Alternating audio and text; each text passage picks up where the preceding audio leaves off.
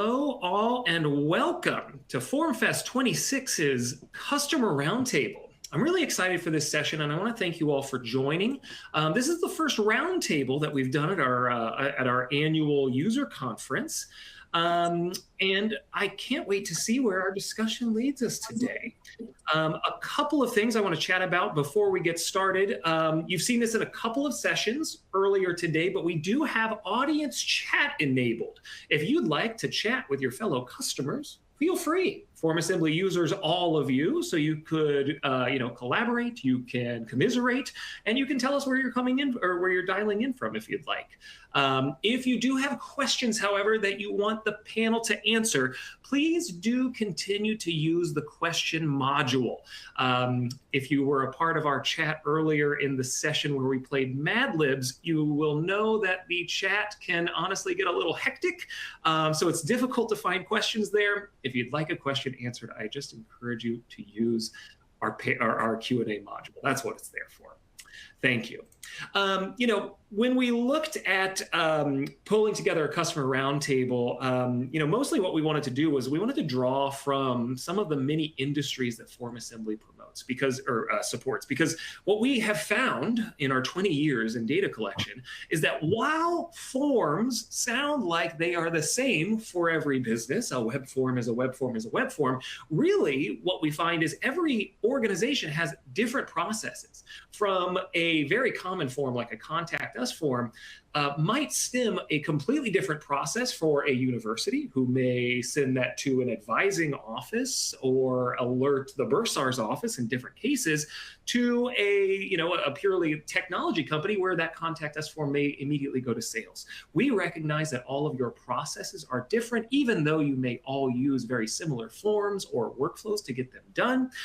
You're all unique. And so what we wanted to do with today is I brought a couple of panelists from our customer base on to discuss how they use FormAssembly, what is working well, and where FormAssembly could support them better in their journeys to collect data.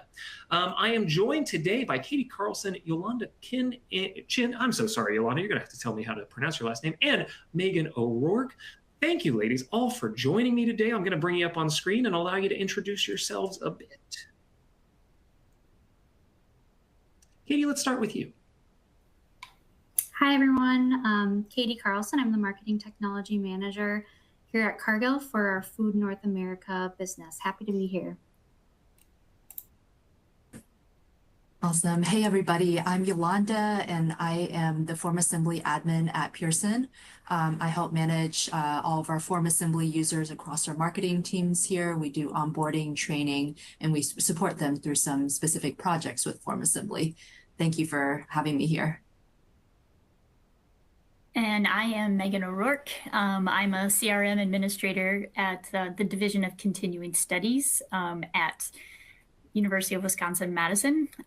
So I'm the one I use FormAssembly quite a bit to manage we'll probably get into the more details of how we're using it, but I'm using it for our Salesforce org, which is all around pre-enrollment. So kind of a hub of marketing, application, engagement data with students, prospective students. So while I work on the professional degrees and certificates, we also have undergraduate data in the system as well. Fantastic. Thank you, Megan. And yeah, you've kind of preempted the first question, but I'm so glad that you did. The first thing I want to ask you is, respectively, how you're using FormAssembly at your organizations. Megan, I know, your department specifically focused on prospective students, but I also know that University of Wisconsin-Madison is looking at other processes. Maybe you can expand just a bit on where you're seeing, the future of your use too. Yeah, definitely. So we started using FormAssembly just with our unit with like a 1-seat single person license back in like 2018 to power all of our registration forms you can think of all of these online professional programs or hybrid programs, hundreds of info sessions. But in 2025, we moved to an enterprise license. So some of the other orgs, Salesforce orgs on our campus are using it for internal case management. They're using it for kind of edge cases to manage non-credit course registration. So when the system doesn't work, the primary system doesn't work exactly as they need it, we have this tool to manage some of those use cases, those edge cases. Then, some orgs are using it for their their online RFI forms. And we also use it for our web to case forms for student support. Okay, fantastic. Yeah, and thank you for that. One of my favorite things as I talk to more customers is so many people start very similarly to your university, where it's like, hey, we've got one thing and one person that's in charge of that thing. And then slowly discovering that, oh, we could build a little bit more on these processes, especially if we can get data into Salesforce so seamlessly. Yolanda, tell us a little bit about Pearson, how Pearson's using FormAssembly. Yeah, absolutely. FormAssembly has been the Pearson primary enterprise approved form tool since 2018. It's primarily used by our teams for building forms and integrating them to systems like Salesforce, MS Excel, etc. It's the form tool of choice due to its security features. And our teams primarily use it for marketing lead generation. So we send leads into Salesforce, attach them to campaigns. It's also used for customer service. So we get some user rights requests that come in, and we use FormAssembly to create a case that's then picked up by our service team. FormAssembly has been really appreciated by many of our teams just with its automation features, being able to automatically update a opportunity or automatically assign a lead to a given queue. So I think the complexity in the conditional logic and those advanced features is one of the biggest practical use cases for our teams here. Okay, very interesting. And for people who aren't familiar with Pearson, as soon as I mentioned Pearson to my wife that your organization was coming on, she's like, oh, well, we use their products. She's a former teacher. Could you describe kind of your department of Pearson, what they do in your space? Yeah, absolutely. So we have many divisions and lines of businesses here. For example, our higher education team, our clinical team, and our schools and English language learning teams. All of these teams use FormAssembly in different ways for their business. So perhaps the English language team, they're trying to have a contact us form on their website that'll kind of direct learners who are focusing on English language learning, whereas the higher ed team may have something that'll help their educators be able to submit more information, maybe download a demo, or just get in touch with a sales rep. So depending on the line of business and the particular team they're on, they all use FormAssembly, but for their own marketing campaigns and purposes. Okay, fantastic, and thank you for that. Yeah, a lot of lines of business. Pearson, a big organization in education. And Katie, why don't you tell us a little bit about how Cargill's using FormAssembly? I think that's a name that a lot of people have seen as well. Yeah, and so for those who don't know Cargill, so Cargill is a global food and agriculture company, and one of the unique things about our business is how embedded we are in everyday products. So for example, we supply all the salt to Chipotle for Chipotle chips, all the eggs to McDonald's, and even we provide all the beef hides that make MLB baseballs. So from a marketing and commercial standpoint, we use FormAssembly primarily for first-party data capture on our website, so primarily the Contact Us forms and inquiry forms. These forms are really our front door to work with Cargill. 95% of our new leads come through our Contact Us forms, and we receive over 4,000 inquiries a year. And with a relatively small BDR, or business development rep team, we must be very intentional about how we manage that volume. So FormAssembly really helps us do three key things. First is route inquiries to the right team, the BDRs or our distribution team. Second, it helps us pre-qualify leads so that our BDRs can prioritize the high-value opportunities. And then third, automate follow-up for both qualified and unqualified submissions. So for us, it's less about just collecting data and more about controlling the flow and demand and making sure that the right opportunities get attention quickly. Yeah, that makes sense. And wow, we didn't rehearse the introduction of the industries or the organization here, and I am fascinated. I love Chipotle's chips, and the salt is like one of my favorite parts. Also, that like hint of lime, I think. Really cool to know where that's coming from. Thank you all, and you also kind of proved my point there. Contact Us Form mentioned in several different capacities here, but also the behind the scenes where that information is going, very different. So thank you for that. I also appreciate, just as a FormAssembly employee, that you all have talked about how FormAssembly is helping, but we'll also talk about, where you could see us helping more. We'll get some real feedback in a little bit. But first I wanted to talk about, the theme of today's conference is designing the future of data collection. And the future of every industry seems to have been, well, the 5-year plans that we had maybe in 2020, well, no 5-year plan really survived that year, but the future looks different, I think, today than it did even a year ago. I wanted to ask, what kind of trends are you seeing in your industry when it comes to either data collection or how Salesforce is being used? And I'd love to, touch on if you're considering Agentforce, if you're finding applications for Agentforce, we'd love to touch on that a little bit. Yolanda, here, I'll popcorn this to you. How's Pearson? Where's Pearson seeing trends in data collection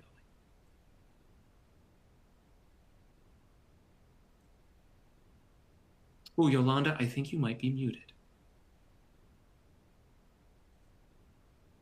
Can you hear me okay now? We can.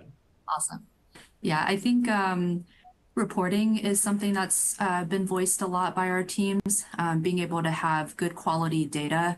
And so, for example, we have an interesting project here at in this next year where our leads, their lead statuses are different teams are using different values for those lead statuses. It's maybe not as standardized, and there's a lot of them.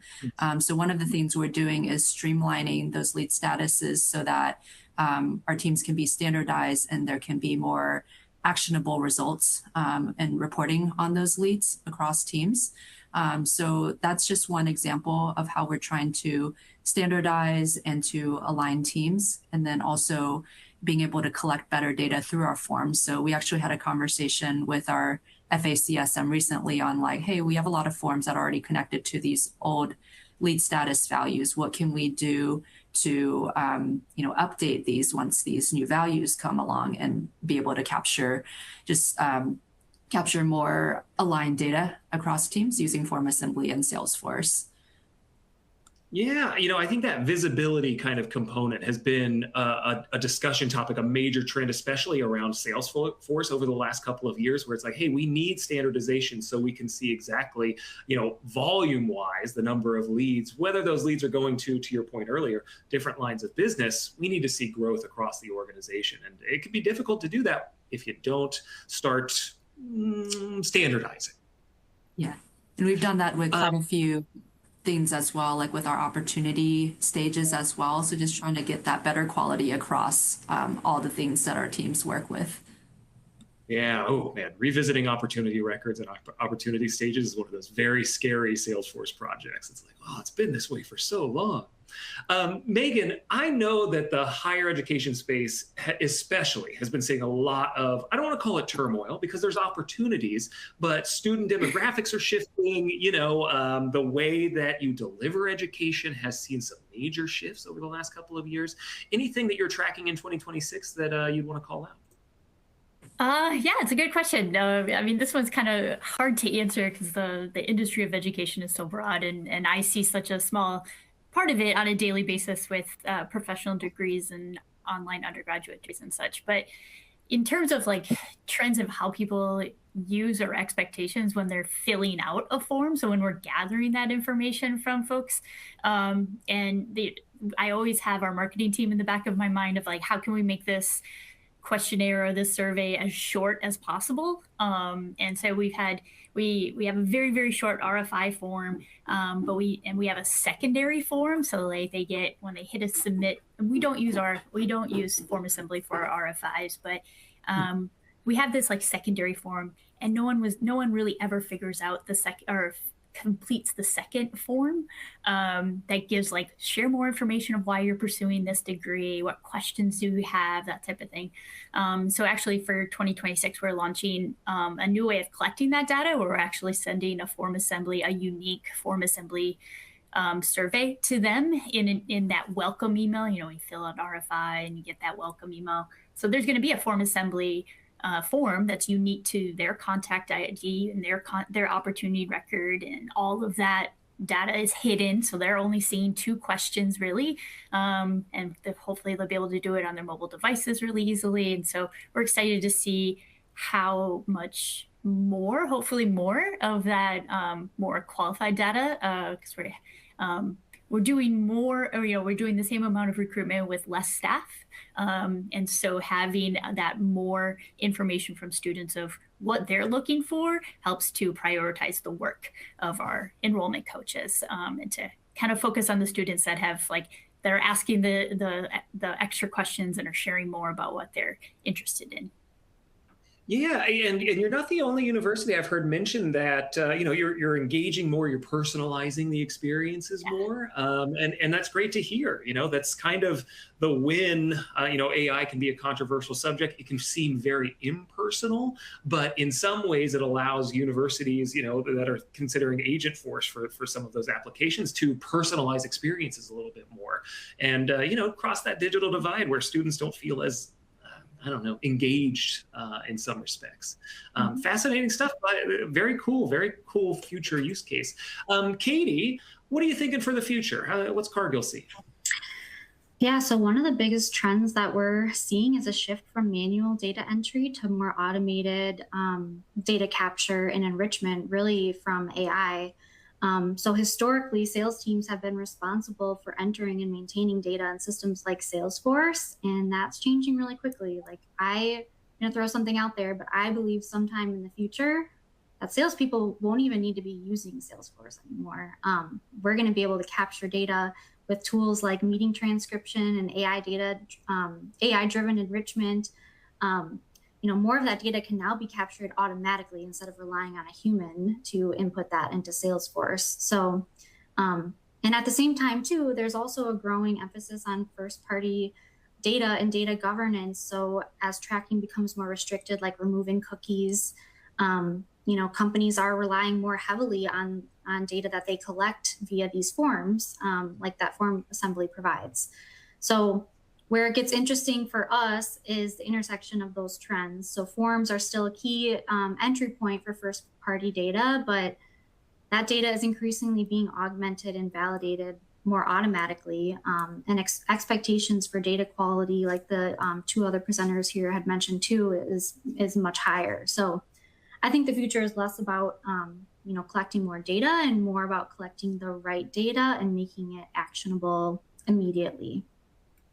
Yeah, I couldn't agree more. And I wonder if Salesforce's strategy is also kind of coming around to that idea. They are really promoting that Slack integration where sales teams are kind of dealing with customer data outside of the Salesforce ecosystem, but inside of Slack, which is obviously a Salesforce product, and maybe they're not logging in day to day. It's very interesting time. Yeah, it's changing fast. Yeah.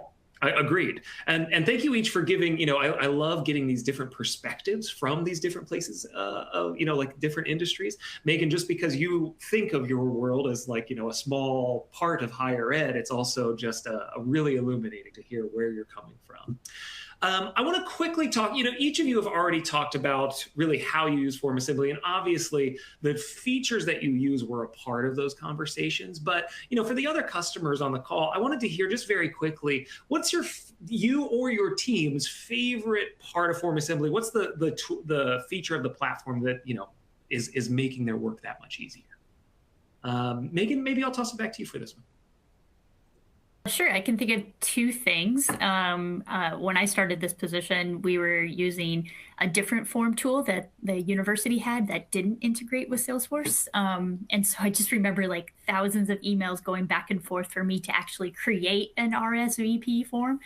But then I just kind of came up like, well, why shouldn't we just allow staff to use a FormAssembly form? to make that request, and then it builds the campaign record for me, and I'm off to the races. So that alone cut my time by like 30-40% when we moved that, so of copying pasting to create RSVP forms. So just, that you can almost use a FormAssembly form for just like the most random things. And so that's been really helpful. The second thing is, it's like kind of silly and really basic to the tool, but pre-filled hidden fields kind of are like a game changer and allows us to have consistency in data, especially with prospective students. Everyone has like 6 different emails. But if we are locking that email in on the back end, and then we're ensuring that we're not getting the new opportunity, new contact created every time they're submitting a case for a unofficial credit evaluation or a statement of purpose review. So we can keep that as consistent as possible, and we're not having to merge records just because someone submitted cases. Now we don't have 2 opportunities for that person. Right. And, saving Salesforce admins and Salesforce experts time is exactly one of my favorite tools for FormAssembly. It's like put faster tools into our hands rather than making us, customize a web to lead form. That's fantastic stuff. Yolanda, what would you say your team's answer is? Yeah, piggybacking on what both of you have said, automation, just removing manual effort through FormAssembly's features like Salesforce Connector have been immensely helpful. But I think the next step up for us is the workflow builder. Some of our teams have started using it and just exploring those use cases. I think it's something that we haven't used as much across teams, but we're definitely wanting to expand to be able to route responses in different ways. For example, the different connectors like Salesforce, and add something into Excel, or be able to have a different kind of follow-up action depending on the form response. So we're really excited about kind of taking the automation to the next level with workflow. And I also just wanted to give a quick shout out from our Pearson team that we actually haven't started using this yet, but we're really excited and hope that this will become our next favorite feature, is the new user groups that just came out. I know that our team has just critically needed that in order to be able to have our teams collaborate, get off of those shared team accounts, and be able to get onto SSO. If a user leaves Pearson, then all the forms will still be intact and part of a group. So we're really excited to dive in there as we explore more about user groups. Love that. And of course, love that your team has kept up that feedback too. And we've got one more question for our panel today where I'd love to dig into where we can support you more. Katie, quickly, any favorite features from Cargill? Yeah, so echoing what Yolanda said about workflows, that's something that we're really excited about as well. We haven't fully migrated yet, but we see a lot of potential there to reduce manual maintenance and standardize how our forms operate globally. So that would be great. And then also one thing that hasn't been mentioned is custom code. My team loves that feature of FormAssembly because it really allows us to go beyond the out-of-the-box functionality of FormAssembly and tailor our forms to specific business needs. So whether that's logic, integrations, or user experience. And we have over 200 active forms. So really anything that helps us centralize logic and reduce duplication is a huge win. So those are the 2 things I would say.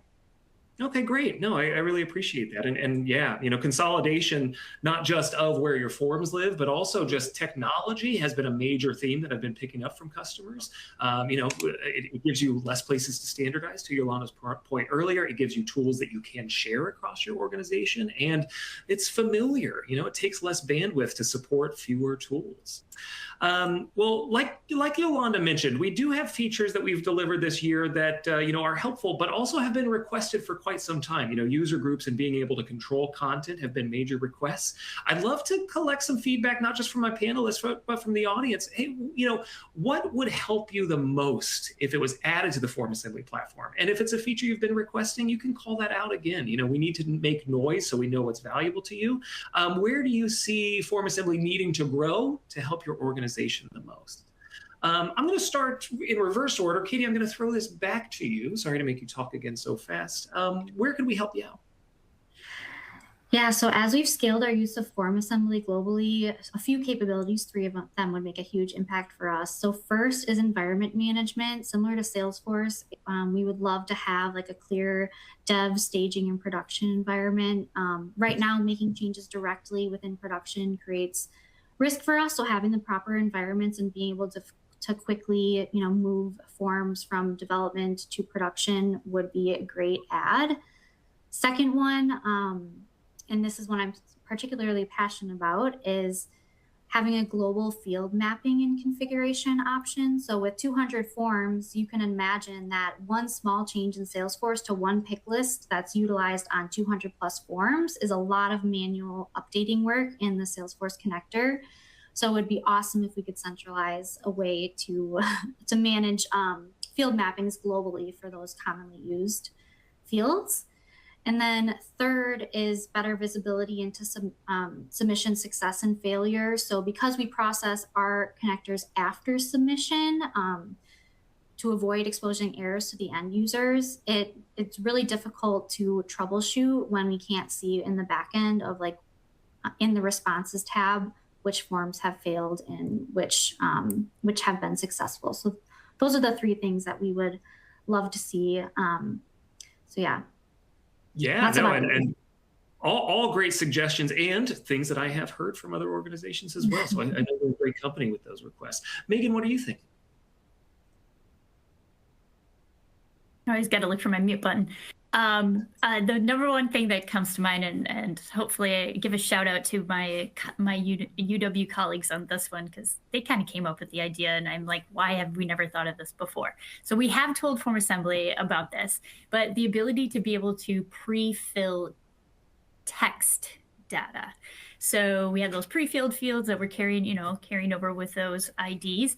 But I would love to be able to carry over a text field from like a campaign record that populates the the event title or event dates, and those types of things. So not necessarily like a response field, but an actual like text field that we're presenting to it. So that would save so much time of actually having to type in the event title, making sure the dates are okay, but being able to like automatically transfer that from the campaign record that we have in Salesforce, which is created first in our use cases, or an event record in Salesforce for like a course title, that type of thing. So we've shared that. We would love for something like that to exist. And the second thing is actually is now more available with the workflow, and I haven't had a chance to really dive into it. I've just played around with some templates with the workflow because we didn't have it in our initial license, is the ability to be able to get away from the 1.1 connector and then 2.3 connector. Those of us who are admins know exactly what I'm talking about. So the new workflow, being able to visualize that more clearly as you're building those connectors. So, and how it kind of looks like flow in Salesforce. So being able to work in those two systems simultaneously. Yes. Oh, I absolutely agree on the connector status. Yolanda, take us home with some feedback from Pearson. Oh, I think you're muted again. Right. A lot of our teams have really appreciated being able to use the MS Excel connector with some cases they can't use in Salesforce. However, we've had a lot of challenges with, there's a known issue where sometimes if you make a change in the Excel sheet or in the mapping from workflow, it might break the Excel. So FA, y'all have been very gracious. We've had many tickets in to kind of figure out like, what's the issue here?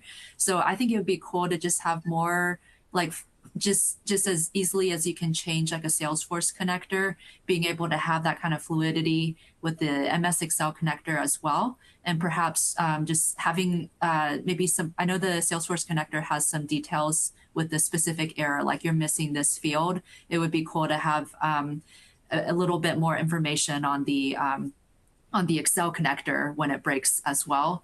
And then sometimes when it breaks, there is the need to reprocess responses. So again, on the theme of automation, it would be really cool to be able to have like manual reprocessing with Excel if something were to break, either by user error or some kind of breakage, and like the AWS, something like a the global incident. So I think just finding ways to, again, just like reduce manual effort and troubleshoot those would be really, really great. Agreed. And I want to thank you all for your very candid feedback. We need it. It's how we identify where we can build more and better features into the platform. So thank you all. And audience, thank you so much for providing things in the attendee chat. This will be passed on to our product team, so your voices will be heard. Ladies, I do want to thank you for joining us. We have one more session for FormFest today. It's our wrap-up finale session, so I've got to let our audience head over to that. Before you go, audience, there is a link to our conference wrap-up in the Resources Center, as well as a link to our product feedback form. If you want to take the step that many of our presenters also took and tell the FormAssembly team directly, you can use the product feedback form for that. Ladies, I've got to run to our next session. Thank you all so much for joining and for your insights. I really appreciate it. Audience, I'll see you at the next session.